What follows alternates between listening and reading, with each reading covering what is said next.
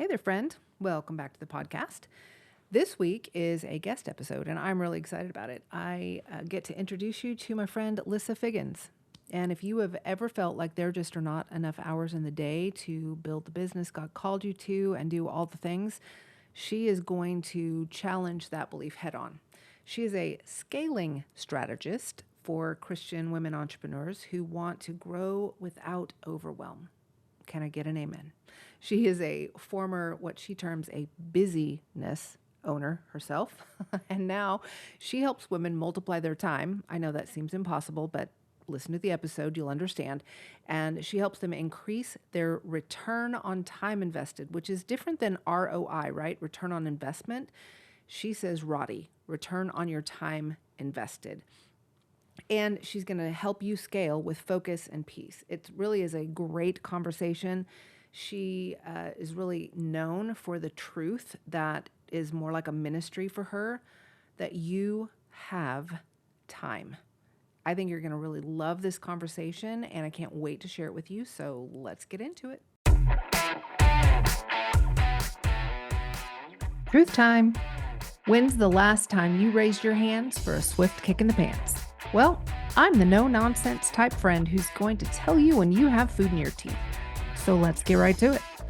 This is your infusion of sacred and secular, calling you higher into who God created you to be, exploring how intimately faith applies to every part of your life, and how you can live that faith every single day in the marketplace. I felt the tension of separation of church and state. I've been one of the few women at a table of men for decades, and I've stood my ground. Are you ready to do the same? These tools, resources, and interviews are meant to do just that. I'm Jan Touchberry, and it's time to share Her Faith at Work. Well, hello, friends. Welcome back to Her Faith at Work. I'm excited to bring you another interview episode, which I get to bring on the most amazing businesswomen and have great, deep, enlightening conversations. And today is going to be no different. I get to introduce you to Lissa Figgins, and she deals in time management. How many of us do not need that? I know that I can do better on that, but I can be a little obsessive about it, and we're going to talk about that today. So, Lissa, welcome to the podcast. Tell us a little bit about you and what you do. Yeah, well, thank you, Jan. It's so fun to be here. My name is Lissa Figgins, and I am, a time strategist. I believe time is not our biggest obstacle. It's our greatest God-given opportunity. And the rest of the world is out there chasing all the time management tricks, tools, hacks, right? To save a minute here and 5 minutes there. And while those are good things, I actually think time management is slowly killing your growth. And we'll get into that in just a minute.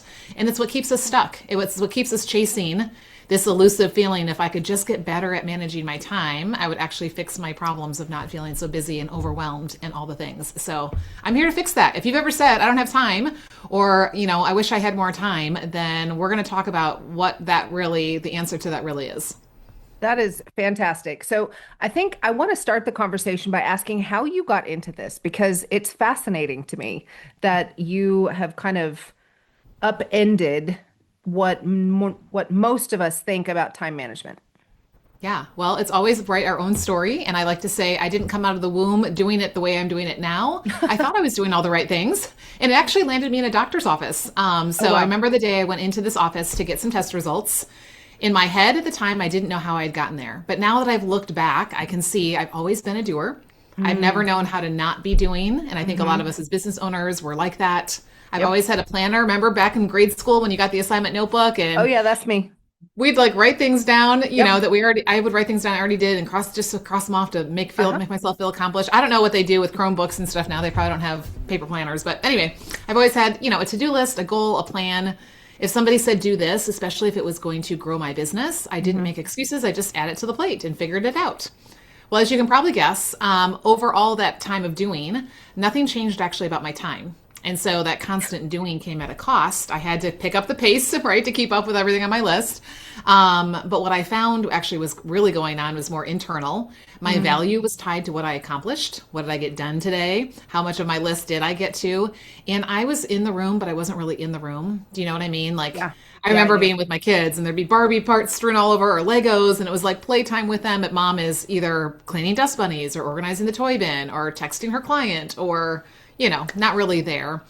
And of course I ignored what my body was telling me because who has time? Started with that like angst in your stomach. You ever just feel like you're just like always on that like, tightness in your shoulders, the guilt in your head. Then for me, it eventually turned into a literal lump in my throat. Oh, wow. And so this is why I went to the doctor because I ignored it for a year. But I had had a cancer scare in my thyroid. So I thought, oh no, what if something's growing? I better get it checked out. Yeah. He tried all kinds of other things, finally scoped me. So the day I walked into his office, he was sharing the results of that scope. And he sat me down. He said, Lissa, good news. There's nothing growing in your throat. He said, you have Hystericus globus. What? And he just kind of sat there with a smile on his face. And I'm like, what is that? Oh, no. Globus, like a globe, you have this feeling of a ball, and Hystericus, and he starts swirling his finger next to his head like you're crazy. He said, you just have anxiety about all you're doing, and I'm happy to prescribe you a pill. Now, I can tell you right then and there, a doctor calling me crazy was my breaking point. Yeah. And for me, I knew that if I took that pill, it was only going to numb what God was trying to get my attention on that needed to be healed. Wow. And so I remember walking out of his office, and I can't say everything changed in an instant. It didn't. Doers die hard. But God did get my attention. And over the next few months, he started to show me my busyness was not a disordered calendar. Because if that was the problem, then I was the poster child for time management. I had all the tools, the tricks, the hacks, the time blocks, the color-coded, whatever you want to call it. And I still felt busy and overwhelmed and behind all the time. And he really showed me my busyness was a disordered heart. I was chasing my not enoughness. It started very innocently with my time didn't feel like enough, but then my doing wasn't enough, and then I wasn't enough. It's like this slippery slope. Yeah. I think so many of us go down. And so I had to learn to slow down. I had to learn to let go of trying to eke, everything I could out of every minute and find this whole different way of approaching time. And so Redeem Her Time is the name of my company. It was literally born in the pew. I had walked into church on a Sunday morning, asked a friend, that very simple question, how was your week? I got the B word in response, right? Oh, busy, just staying busy with like the smile on her face and that look in her eye, like, And I remember sitting down and saying, Lord, is that really what you have for us as your children, as your daughters especially, is just to be busy all the time? And we were in Ephesians that week. And sure enough, the Lord just immediately brought to mind Ephesians 5:15 through 16, which says, look carefully how you walk. We have to pay attention, not as unwise, but as wise. Like we have to have intention around what choice we make. Redeeming the time, or some versions say making the best use of it, because these are difficult days. Amen to some difficult days. And the Lord showed me there's a whole different way to approach time. It isn't, like I said earlier, our biggest obstacle. It's actually our biggest opportunity. And when we start shifting what's going on in our head and our heart, then we can pick up the planners. I have a planner I've created and all kinds of resources and things like that. But then those things actually work because it's about how we're approaching our time, not just how pretty we try to make it look on paper. Oh my gosh. Okay. This is so rich already, and we've just scratched the surface. But I completely agree with you that busyness is, I think we can wear it as a badge of honor. Yes. And I really believe that it's not a badge of honor. It's the enemy's tactic to get us off track from what the Lord really has for us. And so I 100% agree with what you're saying. Yeah. I mean, Screw Tape Letters, I know it's fictional, but there's like Senior Demon, if you don't know what it is, C.S. Lewis, got to read it, is teaching his protege, how do you, get to this guy that he was assigned to? And he said, keep him busy and distracted.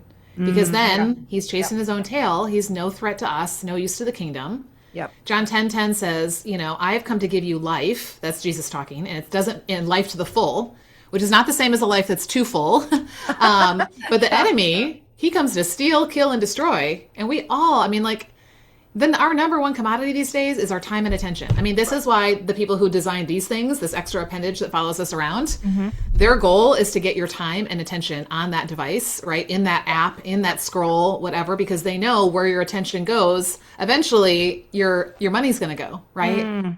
And so, this thing is not of the devil. I'm not saying you should go throw your phone out, but get this, Jan. The average person spends 4 hours and 37 minutes a day on this one device. Yeah. Now, we all know average means some people are less than that, but average also means some people are double that. And I think a lot of business owners are probably on the higher end. Oh, for sure. If you do the math, take out the time we should be sleeping. Hello, we should be getting 8 to 9 hours of sleep a night, especially in midlife. That's just shy of 100 days a year going to your phone. And we say we don't have time, right? And so I think we have to really pay attention to what is getting your attention, which is why that scripture says, look carefully, choose wisely, right? Because there's a lot that's pulling on us, and it's going to take us away from the things that God wants us to do. Yeah, so good. So when women come to you and they are lamenting their lack of time, what's the number one thing that you tell them to do? Like, what's the first thing? Where do you Okay, start? you're going to love this because it's so simple. It is this simple phrase. When you hear yourself saying, I don't have time, or some version of it, it may be, if I had time, if only I had time, after this project is done, I'll have time, after this event is done, after, you know how that is. Yeah. There's always something. Telling yourself, as soon as you notice yourself saying that, wait, here's one of my signature phrases. I end every email with it. I end every podcast with it. You have time. And I say it with a period after each word in all caps, because that is the truth we have to start with. As long as we are chasing the time we don't think we have, we will miss out on the opportunity and the time that we do have. Mm-hmm. God has laid 24 hours in front of each and every one of us, whether we acknowledged it was from him or not, like he laid manna in front of the children of Israel. And what did they do? They compared and they complained. Yeah. Right? Yeah. This isn't enough. This isn't, I don't like this, blah, blah, blah, blah, blah, right? Jesus says in the Sermon on the Mount, worrying and complaining is not going to add a single hour to your day. Yeah. So don't waste your time worrying about the time you don't think you have. What can we do with the time that we do have? So that first thing has got to be, wait, I do have time. Mm-hmm. Because I think the more we hear something on repeat, the more we believe it. So when you keep saying, I don't have time, I didn't have time today, time got away from me. Yeah. It's so true. That then becomes our reality. And then we're starting to make decisions from that place. So that's the first shift. I actually teach 3 shifts. The first one is, I don't have time, to you have time. Yeah, that's really good. So you teach something that's a little bit different from what a lot of us are familiar with, which is ROI, return on investment, but you teach ROTI, which is return on time investment. So tell me about that, because that's super interesting. Yes. Okay. I love this. And this actually ties into shift 2. So it's so perfect, right? Because here's the thing. So many of us, if I gave you, $1,000 and said, Jan, go do whatever you want with this, you have 3 choices. You could waste it. Yep. Okay. Hopefully you wouldn't. You could spend it. You might get a cute pair of shoes, a great lunch out, a cup of coffee, but not a whole lot to show for it. Or you could invest it. Mm-hmm. And when you invest something, you are looking for a return. Mm-hmm. Now, let's say, for example, I gave you $100,000. Guaranteed, you would be paying attention to the ROI on that investment. Right. And you may even pay somebody to watch that for you. I mean, we have financial planners. This is what they do, right? And what that does is that helps you identify, is this a good and wise investment for my resource? Yeah. And we all know the market goes up and down, so you don't pull out the second that feels like maybe it's going down, because it's probably going to come back up again, right? But over time, you start paying attention. The problem is we don't do the same thing with our time. That's true. Our time is actually our most precious asset. We can make more money if we make a bad investment, or, we kind of, I don't know, whatever we do with the money part of things, we can never get that time back. And so we have to be paying attention to, what is the return on my time invested? ROTI, ROTI. Now, that does not mean that every single minute of your day has to be producing something, but paying attention, because where you are investing your time is shaping who you become. It's shaping what kind of business you have. It's shaping your relationships, your health. I always tell people, this is actually good news, that where you are right now is the consequence, good or bad, of how you have chosen to invest time or not in that area. Mm-hmm. Yeah. Which is good news, because if you don't like where you are, or you know that there's further you want to go, all that means is I'm focusing on how I'm investing time in this area first, right? Because you can have all the strategies and ideas, you can have the list, but if you're not actually putting time into that thing, you're not going anywhere. Yep. And you can always change it. Exactly. And here's the difference. Okay, here's the thing. I'm going to get my little soapbox here for a minute. Yeah, please. Right now, I'm going to give you and everyone listening permission to not have to get better at managing your time. How many of us have said, if I could just get better at managing my time, I know I need to better manage my time. Because this is what we're told, that time management is like the fix-all. Yeah. And really, it's not. Because to manage, this is my English teacher background coming out. I love it, a good definition. To manage literally means to keep contained or under control. Right? Mm-hmm. So it's like I line everything up pretty in my planner, and then I play whack-a-mole all day long, because we know life happens. And right? And it's really a fear-based response to time getting away. Mm-hmm. I love looking at what scripture has to say about these things. Matthew 25 is the parable of the talents. Should be called the parable of the servants because it's really about them, not the talents. But anyway, Right. so that one guy, he got one talent. Don't feel bad for him. That was 20 years wages. Take what you Wow. earned in 2025 times 20 Wow. and pretend somebody gave you a check for that amount. Wow. He got a lot. Yeah. But what that did was he a do? lot. Yep. He said, I was afraid. I didn't want it to get away, and so I buried it in the ground. He managed it. He kept it contained. And when the master came back, he had it to give back to him. None of it got away. But what was the master's response showed that was not what he intended when he gave it to him, because the master said, get away from me, you wicked and lazy servant. In other words, you took what I gave you and you did not do with it what I had asked you to. But the other two guys, one got 2 talents, one got 5. That really didn't matter. They understood they were not to be managers. Their job was not to keep it contained while the master was away. Their job was to be stewards. And Right. stewardship literally means to take an asset that belongs to somebody else and invest it on their behalf with a goal of expansion, growth. So that when they come back from their trip, you're not like, okay, here's your, that's why the master said you could have at least put it in the bank and gotten interest on it, Right. Yeah. if you want to keep it safe, right? So we don't know what those other 2 servants did. It doesn't tell us. I bet they did invest some in a bank and get interest. I bet they did plant, so there's some sowing and reaping and then maybe planting again. I bet they did trade and barter, but they doubled what they'd been given. And what was the response of the master? Well done, good and faithful servants. Yeah. And this is where there's such a shift when we approach our time as managers. It's all on me to keep it contained and under control. That is exhausting and probably pretty fruitless because it doesn't last very long. Yeah. But when I see this beautiful gift come to me in the beginning of my day, I'm like, Lord, thank you for this time that you've given me. Thank you for the value that is held inside of this to be able to do what you've called me to in this season of life or business or ministry or family. Now give me wisdom to know how and where to invest this so that it's going to bring expansion.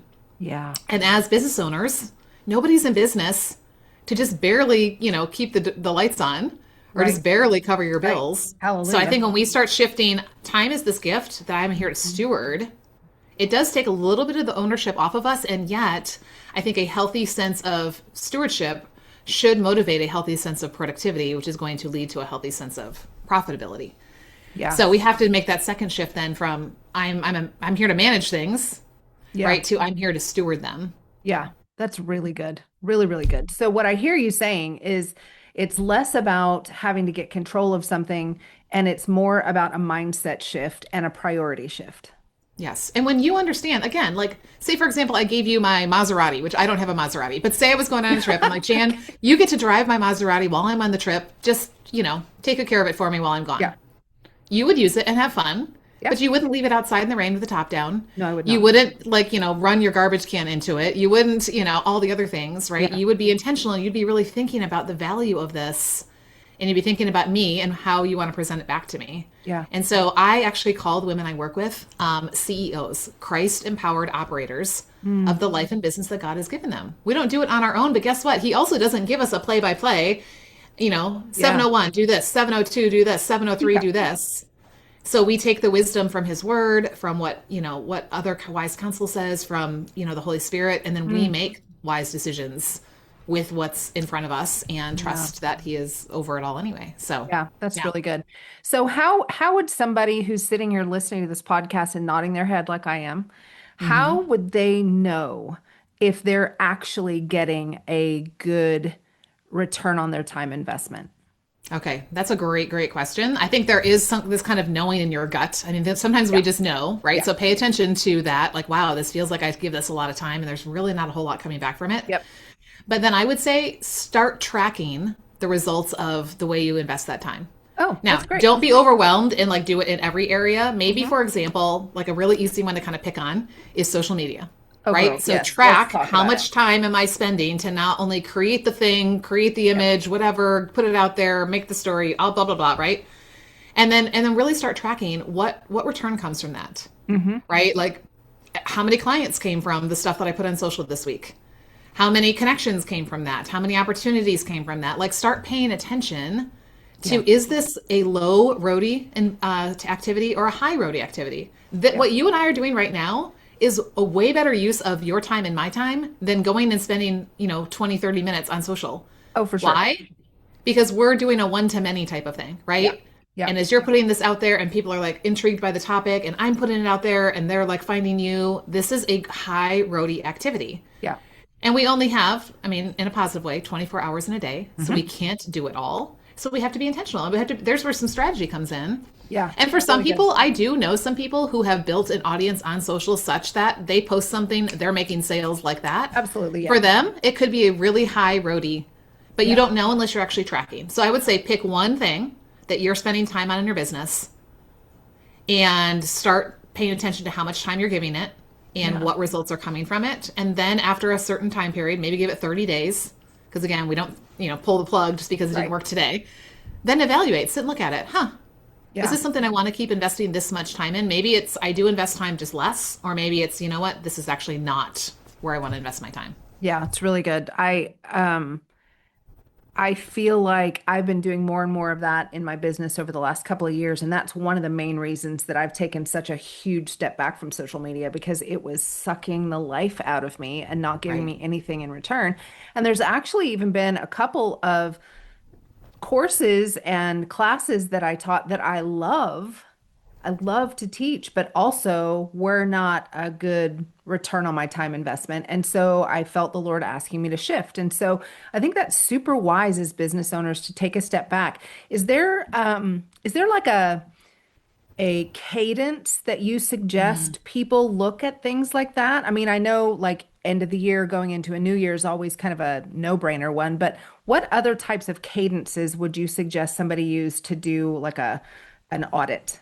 Yes, I love that. So as I teach planning, yes, we do an annual planning audit, Yep. right? So once a year, kind of end of the year, beginning of the year, we're looking at things.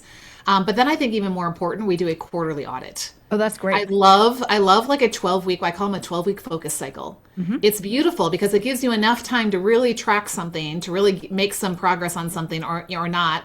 But it's not so far away that like, oh my goodness, I did this for a whole 12 months before I even paid attention to what was going on. Yeah. And this is actually when I help people set goals, I actually teach them have a vision for your year, Hmm. but actually let's set your goals for your 12-week focus.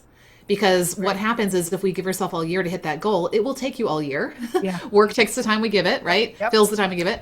But if you give yourself 12 weeks, it's at like, again, you can see the finish line. So you're not Yeah. like, I got all the time in the world, but it also isn't so close that you're like, oh my goodness, I'm never going to make this happen. And sometimes you take a bigger goal. Like the year I did my planner, Q1 was like all my ideation. Q2 was all the design work. Q3 Yeah. was the printing process and Q4 was the launching. So technically it was one big goal, but I broke it down into 4 12-week focus cycles. And then I wasn't overwhelmed when I was in the ideation part about how am I going to launch this thing? Because it wasn't time for that yet. Oh, that's so And that's great. the last shift that I want to throw in here. The most often question asked around our time is, "What time is it?"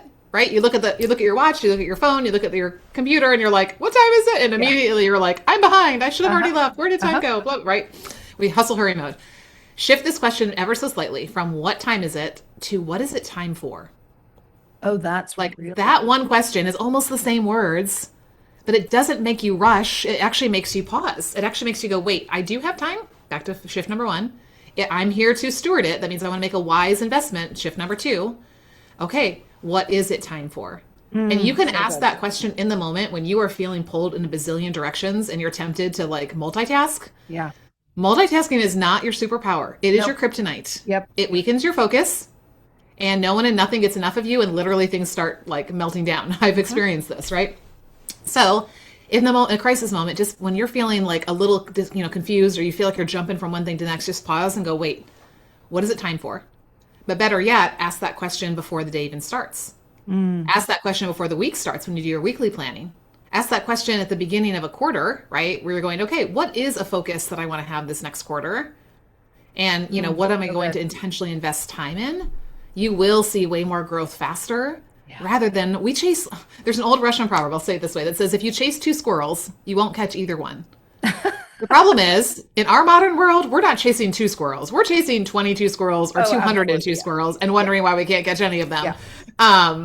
So yeah, maybe we're just trying to do all the things and we're like, okay, I teach something called the one thing focus, right? That doesn't mean you don't do all the ongoing daily things you need to do to keep business, going. But like when it comes to a growth goal or a project or an area of your business you want to ramp up, let's pick one thing every 12-week cycle create a really clear roadmap on that so you know exactly how am I getting from point A to point B, Yep. and put some timelines on it, some healthy milestones that are going to help us measure. Just like you go on a road trip, right? You go, oh wait, we crossed this state line. Oh, we got to this city. Oh, you can tell, hey, we're getting somewhere. Yep. And hopefully you get to your destination when you wanted to. You can't always control everything. There are traffic jams and construction and detours and things like that, but it also helps you avoid Buc-ee's if you really got to get somewhere by a certain time.